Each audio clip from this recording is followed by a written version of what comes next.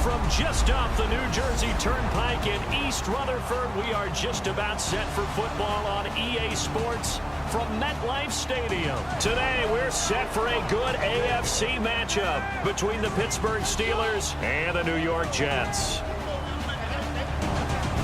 Hi again, everyone. I'm Brandon Gaudin. Welcome to the NFL on EA Sports. With me, as always, Charles Davis. And, Charles, we look at a matchup like this. It's really the running. The Jets kick team out now to boot this one away. It's a short kick taken near the 18. And they're going to start this drive in pretty good shape.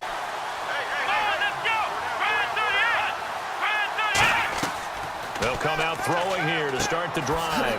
And he's got it. Got his man on the end route. Complete. Now they'll throw here out of the gun. And he will find his man on the end route. Complete. Out of the gun. They'll look to throw. Throwing left side here, and it's complete. They pick up 12 on the short.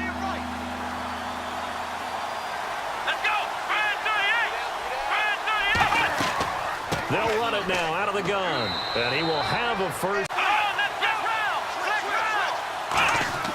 They're going to look to throw. This will be caught just inside the 10. And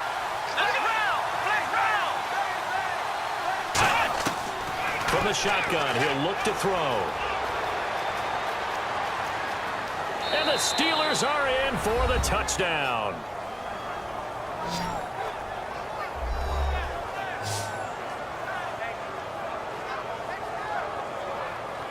That's just a solid, methodical drive to start this game. And how about how it culminated? Doing exactly what they wanted. He'll drop to throw. Looking for his running back, and he's got him. It's even got to him for a nice game. And when they're blitzing like that, running back usually a good spot to go with a football? Without a doubt, because he's right in your sight line or he's near you. So you're able to just get it to him easily. And once he gets in space, that's usually a good matchup for him. Really good, solid run right there. And they did it from a 4-wide receiver set. And if you're an offensive coordinator, they used to tell people, hey, we're going to throw the football. Now they use 4 receivers on the field. They'll set up a throw. And he's got his man in stride, complete. And all the way in. Touchdown, New York. Their dangerous wide receiver, 49 yards. And the Jets are an extra point away from tying this thing up. Partner, remember that old film of Peyton Manning going through the route tree with his great receivers in Indianapolis? I think we're seeing the results of the same type of work here today. These guys know each other so well, they don't even have to call the play. They can just look.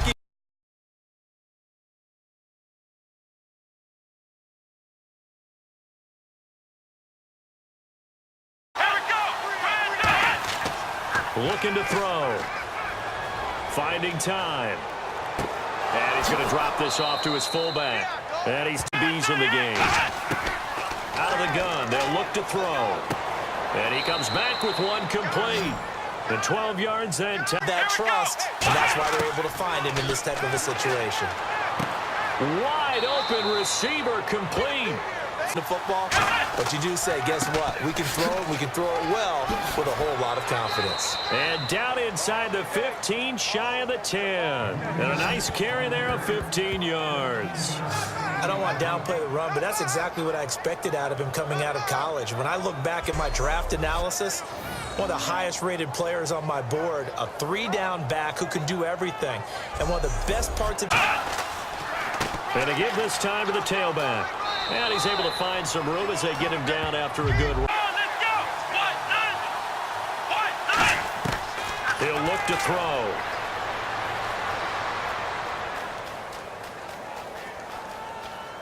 Hammering for the goal line. He loses the football. And this is going to kick out of bounds. Look.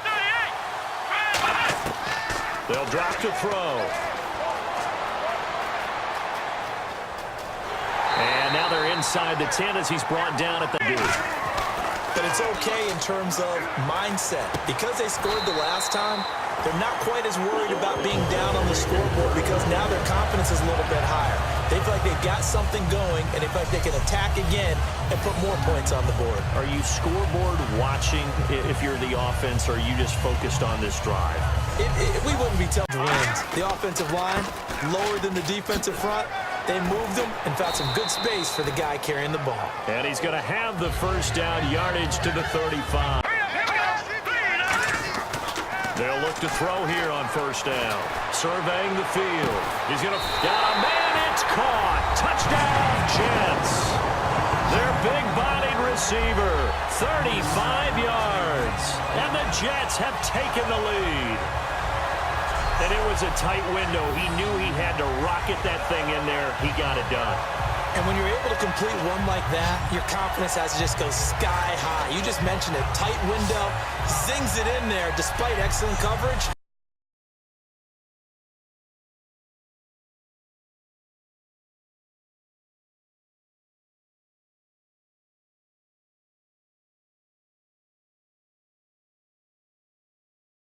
Will join us from Orlando. He'll have highlights and analysis from our first half of play. Well, thank you. Now here's a timeout defensively. Defensive timeout called by the Jets. They'll come out throwing here to start the drive. And it's incomplete. Boy, he doesn't drop many like that one. Second down. CD, wanted to get your thoughts just on the landscape of the offseason for each of these teams. Super Bowl in the rearview mirror, but so much going on. People look at the draft a lot, but there's a lot more that goes into the offseason for these front offices, is there not? It certainly is, and even before we do draft picks, have everyone start to move in one direction, and then you have the OTAs and minicamps. We get to see them on the field for the first time, and we start to get a better idea of how these teams are going to look when the fall begins. There are a lot of tough routes to try and cover. When you see a runner come out of the backfield and run this angle route, looks like they're going to the flat. Out with one back and three tight ends. They'll give it to him right up the gut. And he's in. Touchdown, Jets. A great play there. 37 yards. And the Jets are going to add on to their lead. And that'll give them a two-score lead here, but I'm looking ahead. They just want to hold it for the final moments here in the second quarter. They don't want to give up anything on the other side. No, not at all, because if they don't, it almost had the feel of an imposing their will score. And right now, they want to make sure they keep that and carry it into the second half.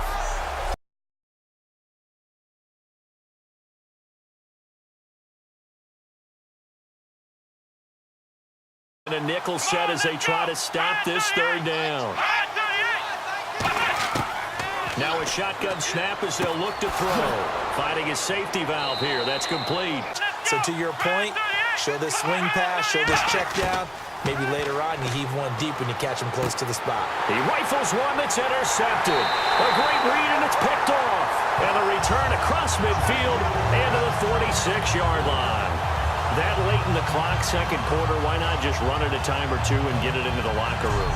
What you're saying makes absolutely perfect sense. Run it and get out of there. But I'm just wondering if the pressure of today's NFL and the high-powered offenses that you're facing may have forced them into saying, let's try and get longer yardage situations. They often become bolder.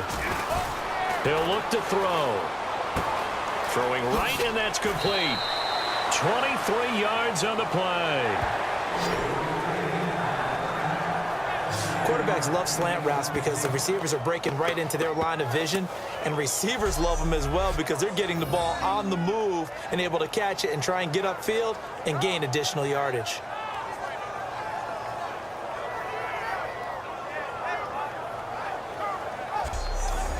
Still 2 more quarters to go. We'll take a timeout. We'll be back after this. You're watching the NFL, and it's on EA Sports. It's in the game.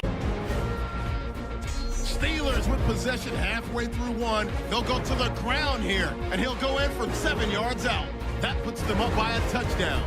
We go now late in the first. Here we get a quick pass and completion, and that is a house call. Jets tied up at 7. First and 10, the connection is made in the middle of the field, and it's going to be caught for the touchdown. Jets go up by 4. Jets have it at the 37. Impressive blocking frees up the ball carrier. He gone as he sprints into the end zone. The lead now at 11.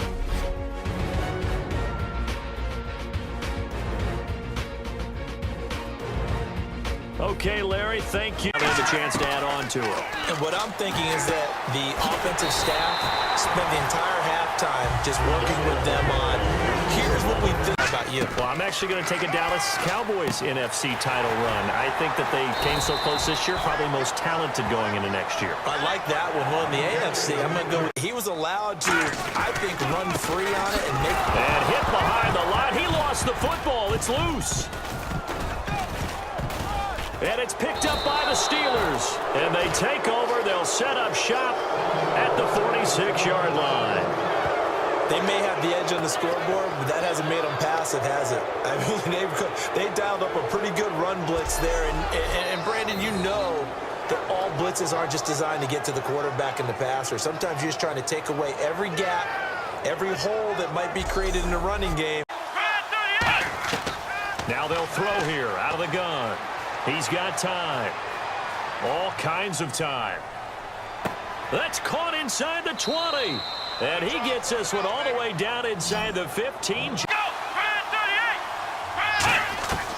They'll go to the air here on 3rd and 2.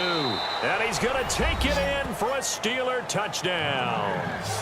Their big tight end from 4 yards out. And the Steelers have now made this a one-score game.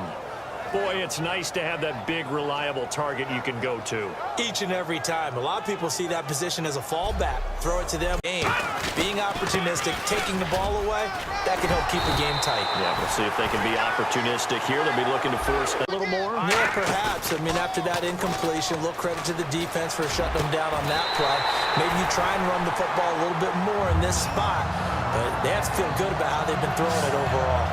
And fit's the exact right word. Over the middle, there's almost always traffic. So anytime you're a receiver in that area, you're not just focused on catching the football. You're extra at the end with a short run. They'll set up to throw. Throwing for his running back, and he's got him complete. It'll go as a gain of 10 there. And the Jets are going to have a first down. And at his size, he's a smaller back. You can get him the football. He can kind of get lost, make someone miss. It's good for him. Yeah, it's great for him. From the shotgun, he'll look to throw. And he fires one that's intercepted. A great read, and it's picked off. And the possession is theirs at their own 43-yard line. That was a really nice interception. I think it illustrates the differences between playing man and playing zone. When you're in man, all you're focused on is the receiver in front of you. But when you're in zone, you're allowed to read the quarterback's eyes and go to the ball. That's exactly what happened on that play. And Pittsburgh. Here we go. 38. Back to throw. Finding his safety valve here. That's complete. And he's going to have a first down as he's brought down at the 44-yard line. I know most of the time when the ball's in the air, you're thinking wide receiver, tight end, but running backs, they can be a big part of any passing offense nowadays.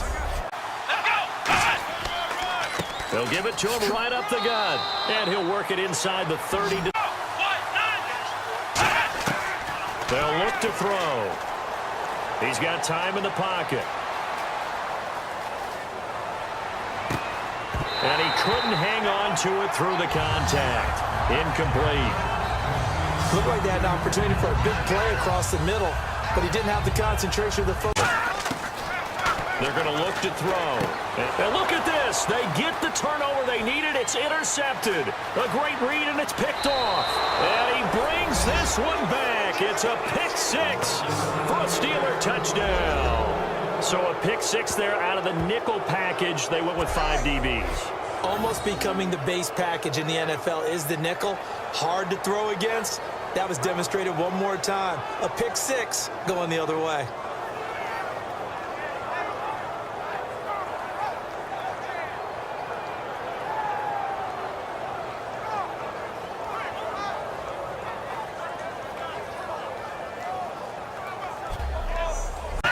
And now they're being a little bit overwhelmed.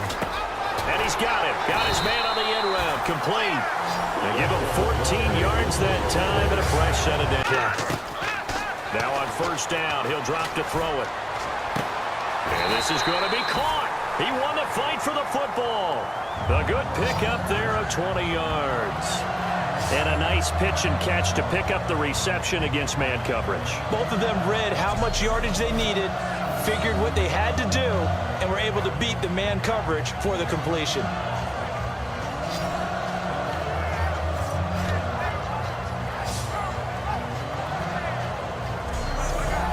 And throw the football. You control the clock because you have the ball and they don't. And often and he's going to be intercepted a third time. A great read, and it's picked off. And a big turnover there as his guys will get the football back. Agreed, that's twice now in this fourth quarter. As a quarterback, a lot of times you think it's all on you to make plays when you're losing. And here, the play's not there, but he throws it anyway.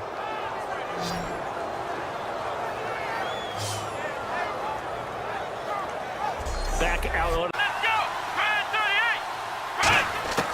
38! They'll come out throwing here to start the drive. Finding time. Shreds the tackle. Oh, he's got a man wide open, complete. And he'll be taken down, but not before he gets in. Let's go! They'll set up to throw. And it's a short one here, complete to the tight end. And they'll be inside the 35 now at the 34. Here we go! They'll look to throw here on first down. Going to throw right side here, complete. 12. Come on, let's go! They'll give it to him right up the gut. Only a yard on the pickup there, and it's going to leave them. When they throw the pick six, they'll get another shot at it now as this one's in the air. And it's a short kick, taken right around the 19. And they're going to start this drive in pretty good shape. 3 interceptions in this game, and I would have to think, I wasn't a quarterback, but number 4's kind of, you're like, oh man, I can't throw 4. No, what's interesting is, what do the coaches decide to do now? Having thrown 3, do you alter your offensive strategy? Do you take... What do you think of that? It takes real coordination between the passer and the receiver because you got to read those zones and where the open spots are and be on the same page with the guy throwing the football. Because sometimes you're throwing it in front of the zone. Sometimes you're throwing it between the zones. Sometimes the receiver's going to just kind of find a spot and what we call sit down and present himself to the quarterback and throw it there. It's a tough read, but when they're in sync, it's really effective. They'll look to throw. Flushed out right. And some room to work. It's a 9-yard pickup on the play, and that'll bring up a 3rd and 1. Well, he did a nice job keeping his eyes downfield, waiting for someone to get open. But once the pressure forced his eyes down to see the rush, it was time to make a break for it. Surprise here on 3rd and 1. They'll run it now out of the gun. And he takes it down to the 13 and picks it. And get leverage on the offensive lineman, but they didn't allow that to happen. They created a crease and allowed him to get through for a first down. And that is caught. Touchdown. And they're an extra point away from taking the lead here in the final minute. And now we've got a tie game after that touchdown. And you and I both know what that means. Extra point in this situation. This little time left takes on some extra emphasis, doesn't it? It does indeed. Now inside the final minute, can they get it and hold on? Action because the booth, they see something that they want to take another peek at to find out if this was a touchdown or not.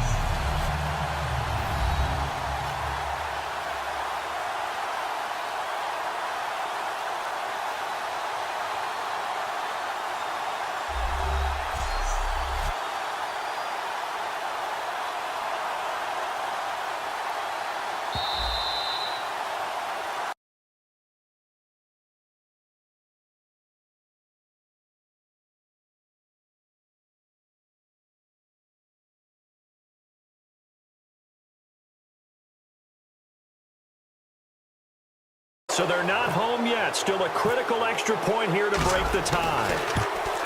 And they have got the lead.